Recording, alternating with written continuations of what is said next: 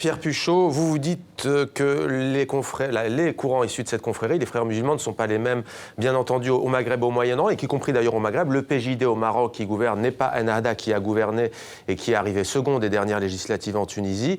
Expliquez-nous au juste pourquoi est-ce qu'il y a cette panoplie, si l'on peut dire, de sensibilité.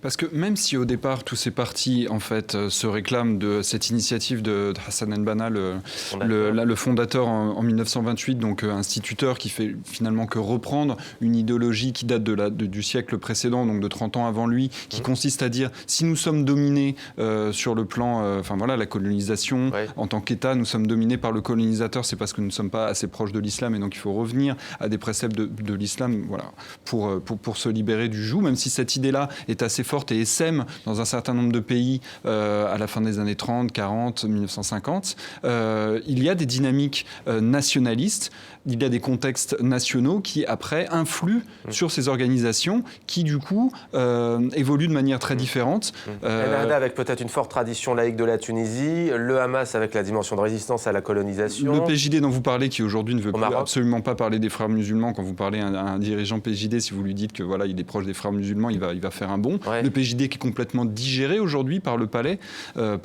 marocain. Donc le contexte de la dictature au Maroc n'est évidemment pas le même que le contexte de croissance démocratique en Tunisie. C'est évidemment pas le même non plus que l'Irak. Pour prolonger un petit peu sur la discussion, il faut dire aujourd'hui que tout ce courant là, des frères musulmans en Irak a quand même été relativement éradiqué par la politique du Premier ministre Nouri al-Maliki, soutenu par la France, les États-Unis, l'Iran.